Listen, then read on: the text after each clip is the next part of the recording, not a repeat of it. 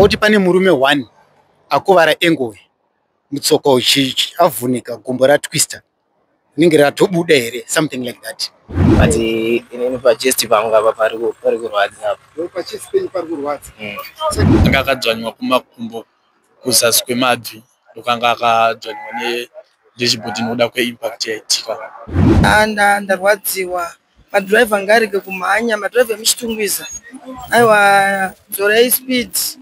Ngatiti watadzirana nemunhu pamwe makwesherana dzimotokari dzenyu akweshera ngaamire kwete kutiza zvinokonzera imwe tsaona zvakare kuvanhu vari innocent.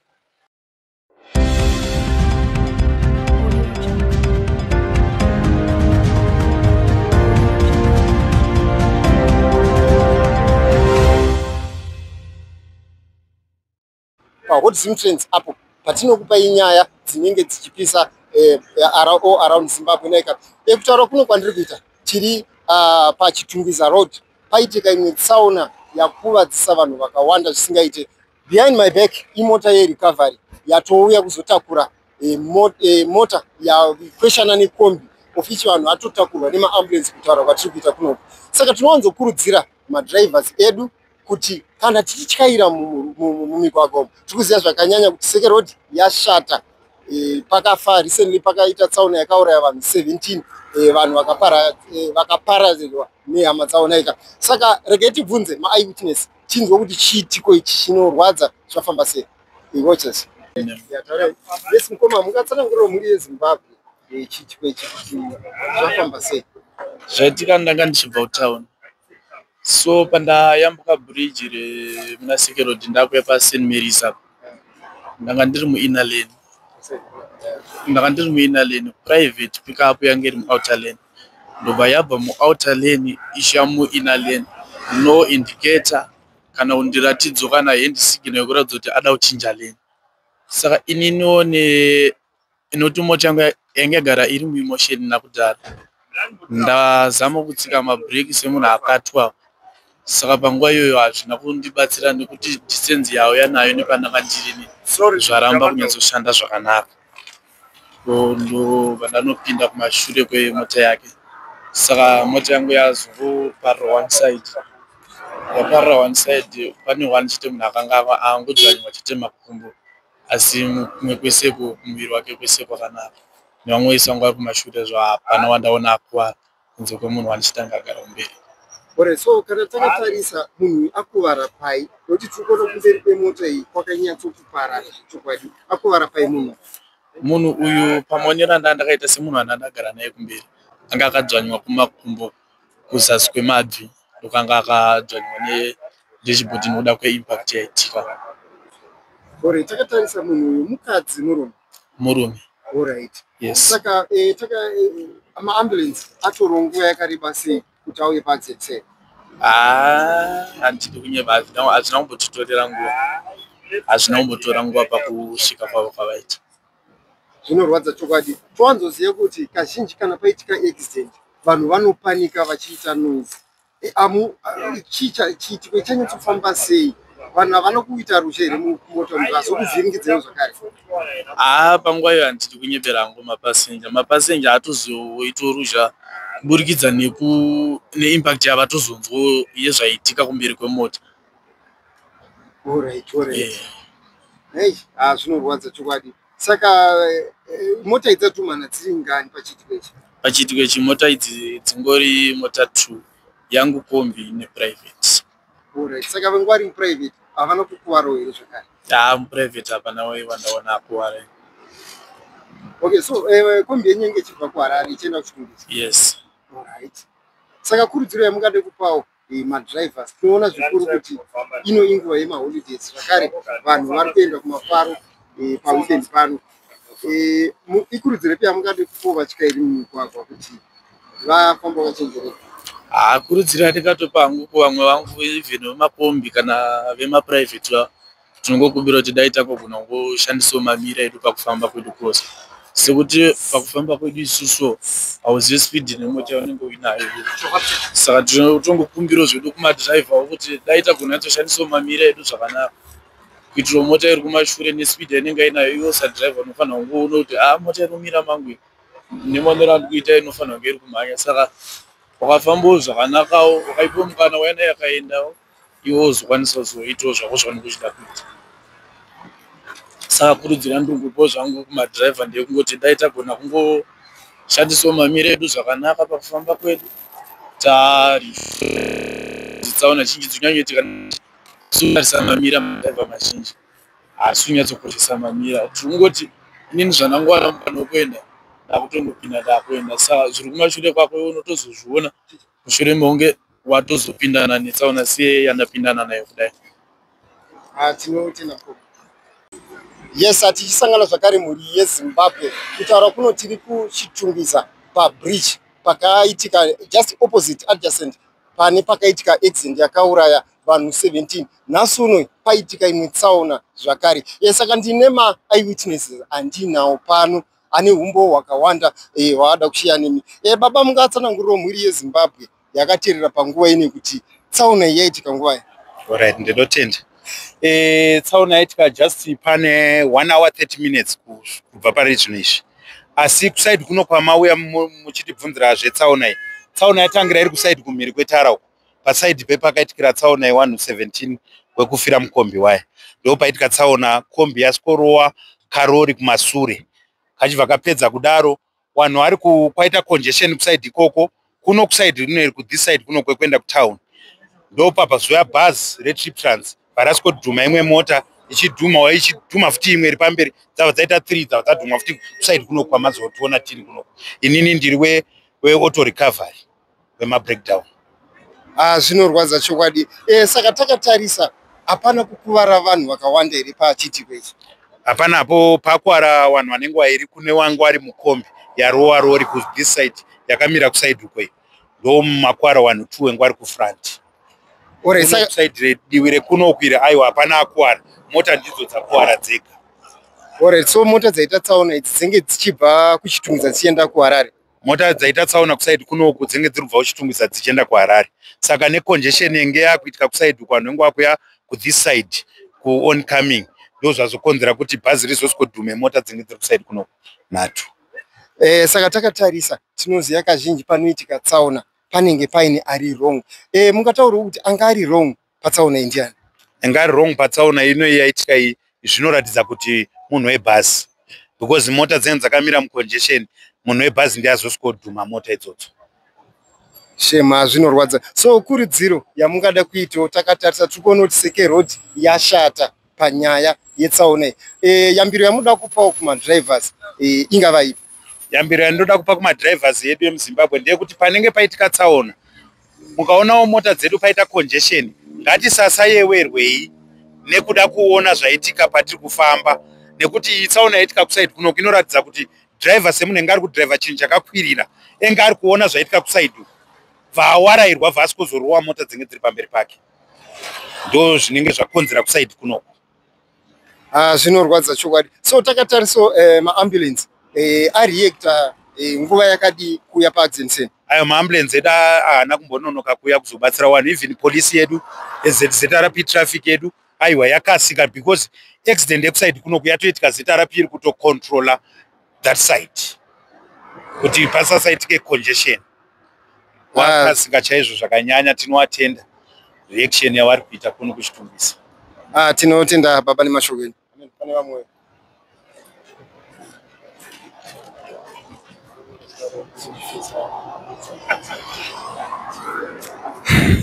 Yes, ndimire zvakare neanother eyewitness vaona chiitiko chinoswisa chichiitika.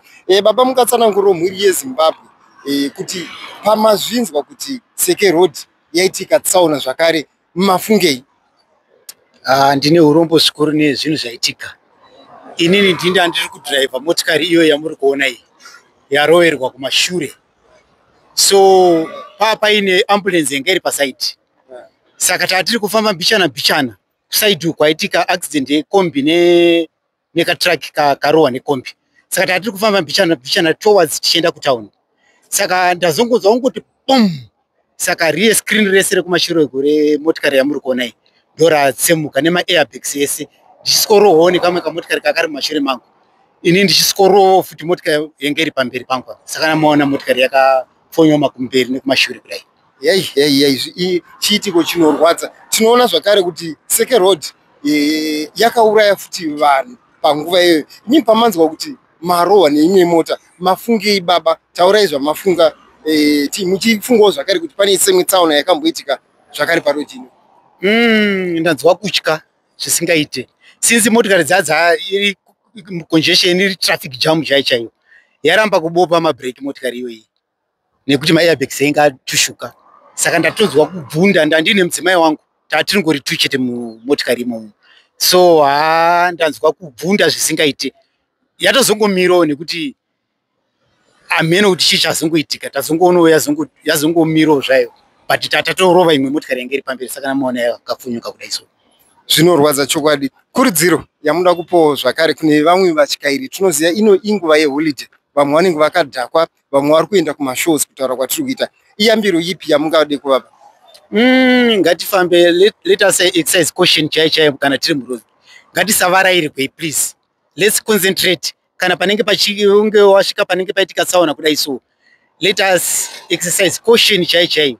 Tichaona kuti zvinhu zviri kufamba zvakadai, kwete kuvarairwa. Fanikisewo bhazi aikonzeresawo atobva uko akatoritoka kwakusikotuta, because impact yaitika muchiona kumashure zvakaita uko nekuzorwa kwandaitwa nemotikari, it was so terrible. Saka ngatisavarairwe madrivers please, let's drive with caution. Zvinorwadza. Saka tanzwa kuti pakuwara vanhu vairi. Vanhu ava vakuwara zvakadii pachiitiko ichi? Ndanzwa kuti pane murume 1 akuvara engove, mutsoka avhunika, gumbo ratwista, rinenge ratobuda here, something like that. Ndokunzwa kandaita.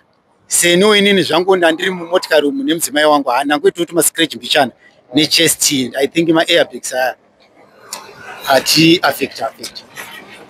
So maonawo here medical care kune maambulance awo? Kazhinji vanowanzokurudzira kuti kana even mukutozwa kapeni kari maina, munofanira kunoningirina. Havana mambo vatatsananguriro here kuti muri kunzwa kapeni kamuri kunzwa? Wongo polisi taitaurira zvikanzi no, munofanira kuenda kumageneral hospital yegovernment munoonekwa kuti zvakamira sei. Saka aiwa tinozvitenda zvikuru, aiwa vareacta very fast mapurisa edu, even kana maambulances afamba zvakanaka. Ndoni Simon Mtizwa. Tanga tichibva kuEMO ndovanga tichibva. So patime yatasvika pahambo iri apapo, pane mota yange iripo yange not white. So paya I think yaida overtake here, hanjaziva kuti yange ida kuti because ndangoona iri paside pangu ndatireke nebudeje kunze kweroad. Pandabuda kunze kweroad kwakutori nemunhu vanhu vangu vatoriko ikoko. Pandati kuti vanhu hazviitire kenzoke muroad. Saka pandadzoka muroad ndobva time yazoitika tsaona, because ivobva ipapa handichatomuziva kuti chii chazoitika ipapo. Zvinorwadza. Takatarisa tikuona kuti CHITUNGWIZA yanyanya panyaya yetsaona. Tisati tabvunze mubvunzo iyoyo, hapana akuwara here pachiitiko ichi? Pane vangu varimo mumoto umu vanga vachinzi vakuwara vaenda kusettlement, saka handisi kuziva kuti vazodzokerera kuti chii, but inini pachest pangu apa pari kurwadza apo. Pachest penyu pari kurwadza. Saka paimpact yaitika iyi pane kurovera here kwamaita kana pangava pasiteering kuti mungati ndozvakunyanya kukanganisai? Pane ndarovera pasteering, pane vana patokusuka apo mbichana apapo. No pandakwara pamuromba napo, then pachest pandingonzwa chete kuti pari kurwadza. Zvinorwadza chokwadi. So takatarisa maambulance auyawo here pachiitiko chino? Hapana ambulance yanamba, hapana. Zvinorwadza. Saka vanhu vangani vanga vari mumota yanenge muri? Tatiri 2. So imwe mota yacho yamaita head on nayo? I think yangu vari 4 here vangu varimo. Yangu vari 4. Zvinorwadza. So dzidziso yaungade kupawo vatyairi, tikuziva kuti pari zvino inguva yemaholidays, vamwe vakatodhakwa kutaura kuno paweekend. Dzidziso ipi yaungade kupawo vatyairi kuti vafambe zvakanaka pamugwagwa? Dzidziso yandingapa vatyairi ndeyekuti tisamhanye muroad, because kumhanya kunouraya. Zvinorwadza chokwadi. But wanzwawo sei iwewe, nokuti tinoziva chiitiko chinoshoka zvekuti unenge usina kuzvitarisira, wanzwawo sei pawanzwa impact yakadaro, wafila sei pamwoyo pako? Patime yacho ipapo ndatomboona riba chairo yekutoti chandatongobuda ndakaita ndatongobuda ndakatesa shamwari yangu because ndaona iriyo yakurumidza kubuda mumota uye ndatomhanya unotarisa because inini hangu ndakuzvinzwa ndikutobuda ropa mumhino nepachest ndatozotarisa shamwari yangu saka kune then kozoita vamwe vangu vachinzi vakwara kuno anga ndichitombobvunza hangu kuti vari sei saka handisati ndapiwa update izvo so kuti vari sei. Zvinorwadza. So mota yaungu uchidrive inge nevanhu vangani? Mota yanga ndiri yanga tiri 2. Then the other one ndo inge nevanhu 4. Zvinorwadza izvo. So mashoko ako ekuisira kumhuri yeZimbabwe yakadai kuteerera panguva ino angava api? Ndeyekuti tisamhanye parodi kana kakana munhu achimhanya zviri nani kumira then opinda hake kuti unozama kuda kunzvenga munhu because ndatoona kuti patime yandada kunzvenga vanhu ndo patime yandatozoitawo tsaona inini yacho ovichina ndizama kuda kusevhawo vanhu vanga vari kunze ndichitoti hazviite kudhuma munhu hapana chanenge zvinorwadza. Tine urombo mukoma nedambudziko ramasangana naro. Ma4 nditori kuchechi City Sports ndobva ndatodzoka ndichimhanya saka ndasvikawo manje ndarwadziwa. Madhiraivha ngarege kumhanya, madhiraivha emuchitungwiza aiwa dzorei speed ndapota hangu ndarwadziwa. Zvinorwadza chokwadi. So pachiitiko ichi vemaambulenzi vambouyawo here paitika tsaona yakadai? Hapana kana auya pano svikabva pandasvika hapana tambouya vemaambulenzi vatoenda vatoendeswawo nemota dzavo.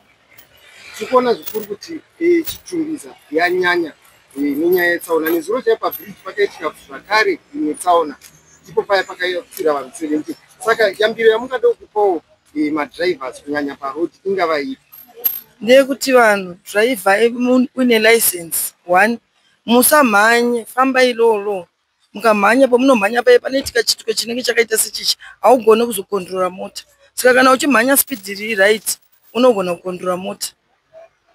Chokwadi. So chimwe chikumbiro zvakare chamungava munhu achikumire mitemo chingava chipi takatarisa tsaona idzi dzanyanya pamigwagwa?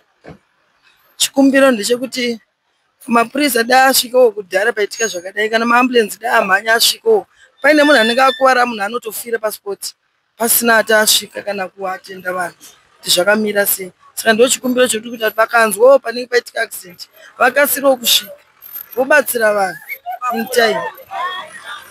Tanzwa mukomana anokuwara here pachiitiko ichi akutsanangurewo makuwariro aita? Mukomana ari kuti inini ndarovera pasteri saka chest yake ndoyo ari kutaura because anga achitondi achimubuda ropa munhu saka ndikutofunga kuti akuvara mwana. Chokwadi. Tinotenda mamani mashoko edu.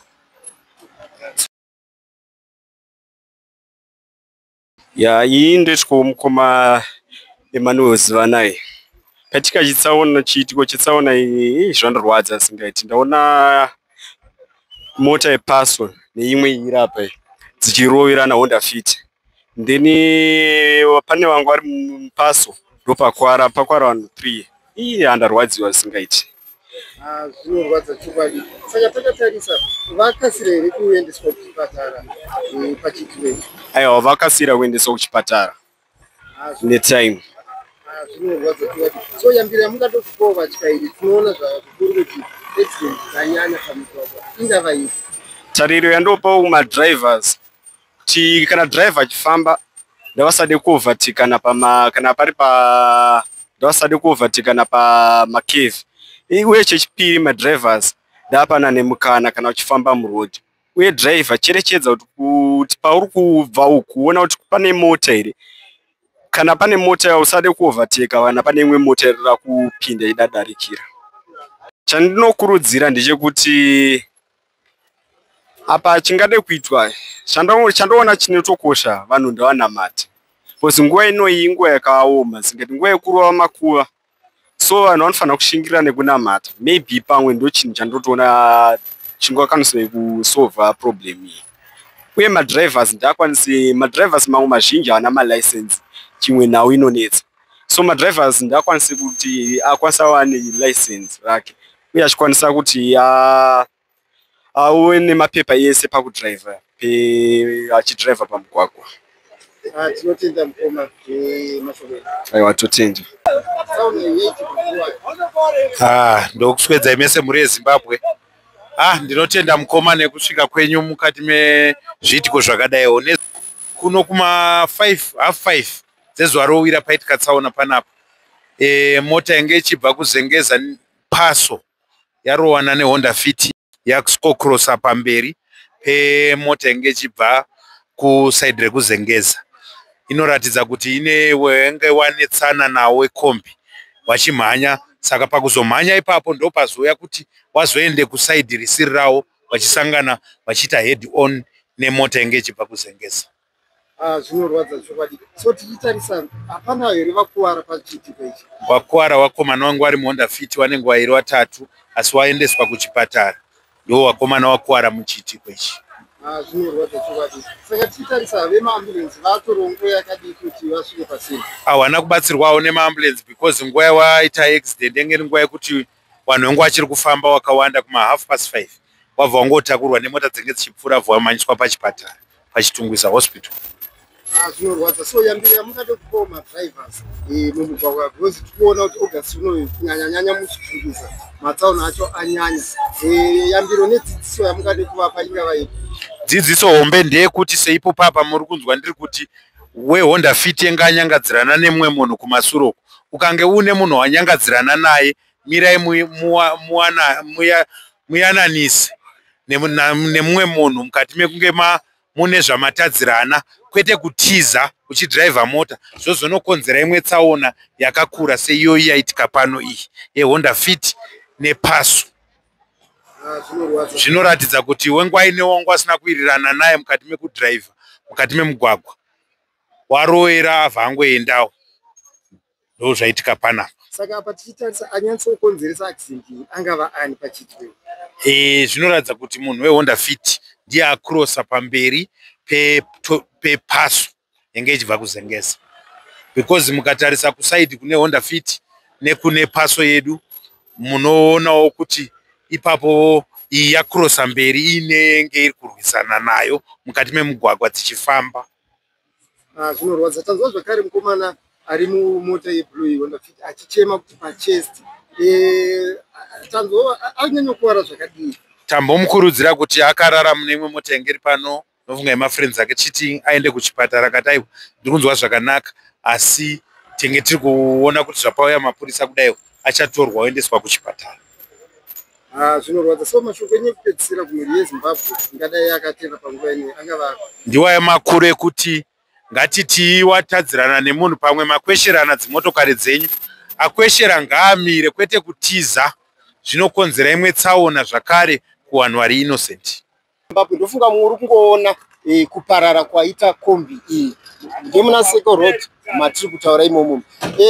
Munhu anga akagara apa hanzi akuwara zvakaipisisa zvokuti kutaura kuno atomhanyiswa paCHITUNGWIZA General Hospital. Tinowanzokurudzira vatyairi vedu kuti kana tiri mumigwagwa ngatishandisei exercise caution pamaroads kuti tisarambe tichifesa. Tinorangarira zvikuru kuti road ino ndiyo yakatsakatikira vanhu 17 vakaparara vese mutsaona yemumugwagwa naika. Saka tinowanzokurudzirawo zvakare vatyairi vedu tichengetedze takatakura upenyu hwevanhu naika. Saka we'll be updating you on each and everything that will be happening. But tinokukurudzira zvakare moyo mucomment section kuti yambiro yamungade kupawo vatyairi vedu pamigwagwa ingava ipi. Uyezve musakanganwa kulike moshare again to this channel nekusubscribe zvakare kuti nyaya idzi dzive alertness kuvatyairi vedu kuti vangwarire pamigwagwa. We love you so much. See you next time.